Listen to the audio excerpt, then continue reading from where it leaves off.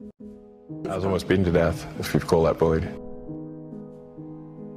It was not a happy childhood. I think when I was, 5 or 6 or something, I thought I was insane. At age 17, Elon Musk left his home in South Africa and moved to Canada, where he enrolled at Queen's University in Kingston, Ontario. During his freshman year in the fall of 1990, Musk befriended Navaid Farooq while living in the same dorm. According to the book Elon Musk, Tesla, SpaceX, and the Quest for a Fantastic Future by Ashlee Vance. Farooq is Musk's known childhood friend, and he played a big role in who the tech guru has become. Farooq, a Canadian who grew up in Geneva, bonded with Musk over their backgrounds abroad and their interest in strategy games, according to the book.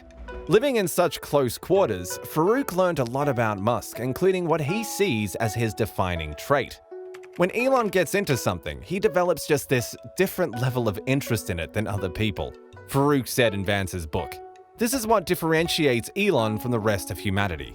For example, Farooq recalled that when the strategy video game Civilization was released in 1991, the two spent hours playing together.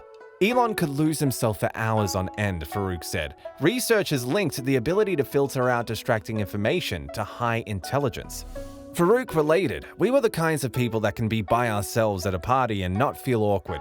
We can think to ourselves and not feel socially awkward about it." According to the book, Musk's intensity was a constant during the pair's long friendship, even beyond video games.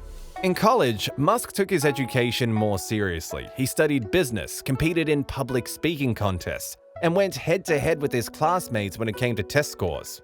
After an economics exam, Musk, Farooq, and their other classmates compared notes to estimate their exam scores when it became clear that Musk had a much better handle on the material than the rest. This was a group of fairly high achievers, and Elon stood way outside the bell curve, Farooq said.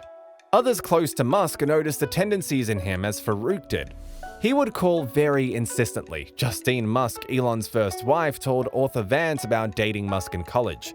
"You always knew it was Elon because the phone would never stop ringing. The man does not take no for an answer. You can't blow him off. I do think of him as the Terminator. He locks his gaze onto something and says, 'It shall be mine.'" Justine also said Musk would compare his grades with hers. She and Musk took the same abnormal psychology class, and after an exam, Justine received a 97, Musk a 98. He went back to the professor and talked his way into the 2 points he lost and got 100. Justine said in the book, "It felt like we were always competing." Musk still seems to have that intensity and the ability to lose himself in whatever project is at hand. He told Kara Swisher in November 2018 that he was working 120 hours a week in an effort to ramp up Tesla Model 3 production. "There are times when, some weeks, I haven't counted exactly, but I would just sort of sleep for a few hours, work, sleep for a few hours, work, 7 days a week. Some of those days must have been 120 hours or something nutty," Musk said. Over the past 2 decades, Musk has launched several multi-billion-dollar companies such as PayPal, Tesla, and SpaceX. However, his success as a serial entrepreneur follows an eventful childhood in which a young Musk played with homemade rockets, coded his own video games, and endured hardships both at school and at home. While growing up in Pretoria, Musk, his brother Kimball, who doubles as his close confidant, and their cousins traveled around the wealthy parts of the South African capital, selling homemade chocolate Easter eggs. The adventurous group traveled door to door, selling the sweets for 20 times the cost of making them. "I'd make them for 50 cents and charge $10 for an Easter egg, and I'd always get this question like, 'Why are you charging $10 for this little Easter egg?' said Kimball in a 2017 interview. And I was like, well, you're supporting a young capitalist. And the reality is, if you don't buy it from me, you're not going to get one, and I know you can afford $10. Musk has been open about his difficult childhood, discussing it in 2018's 60 Minutes interview. While he attended grade school in Pretoria, South Africa, he was not only the youngest and smallest kid in his class, but he was nerdier and much more into books than many jocks at school. In Vance's 2015 book, Musk said gangs of boys at school would sometimes hunt him down, going so far as to push him down a flight of stairs in one instance and send him to the hospital. "I was almost beaten to death," he added on 60 Minutes. The bullying continued until he was 15 years old, when he went through a growth spurt and learned how to defend himself by doing karate, judo, and wrestling. By 16, he said, he was dishing it out as hard as they gave it to me. But now, as a grown man enjoying massive fame and some money to accompany the publicity, the Tesla CEO has acquired more friends, high-end friends if you like. Silicon Valley is stuffed with billionaires, and Musk had to find one or two to share his ideas. Bill Gates and Warren Buffett, Elon Musk and Larry Ellison, Jeff Bezos and Barry Diller. What do all these high-profile pairings have in common? They're all close friendships within the world of tech. Silicon Valley may be known for its competitive spirit, but it's also fostered several years-long friendships among some of its most famous executives. For example, Microsoft co-founder Bill Gates and investor Warren Buffett have been buddies for nearly 30 years. And Larry Ellison and Mark Benioff have been friends for decades, even though their respective enterprise software companies are technically rivals. Tesla and SpaceX CEO Elon Musk also has several close pals in tech. Do you want to know who? Then be my guest.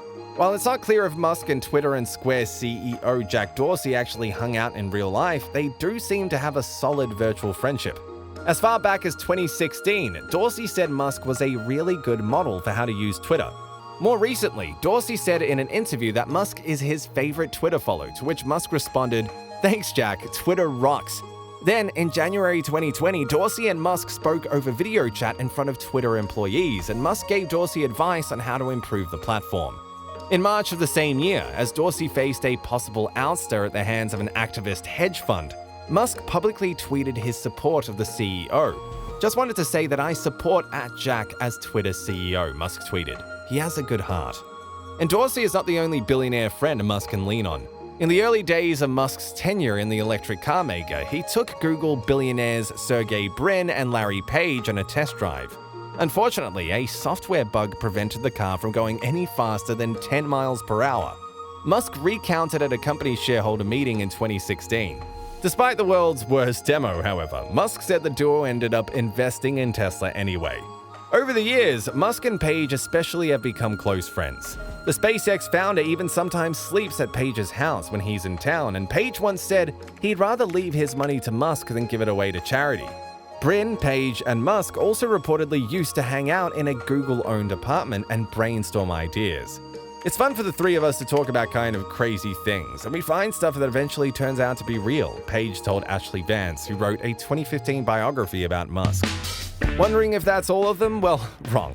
Not yet! Musk is also very close to Oracle founder and billionaire Larry Ellison. Ellison and Musk appear to be two of the friendliest CEOs in tech.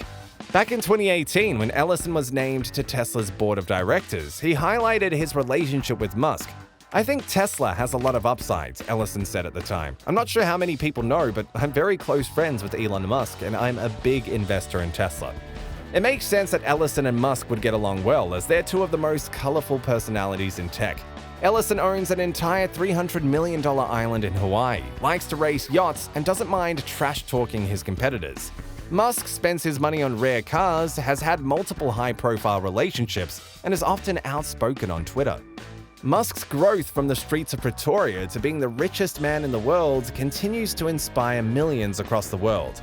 But getting there is not possible without the help of friends. And Musk surely has some good ones to count on. Do you? And that's it from us today. In the coming videos, we'll be showing more of Musk's private life, so be sure to subscribe so you don't miss out on any of our future videos.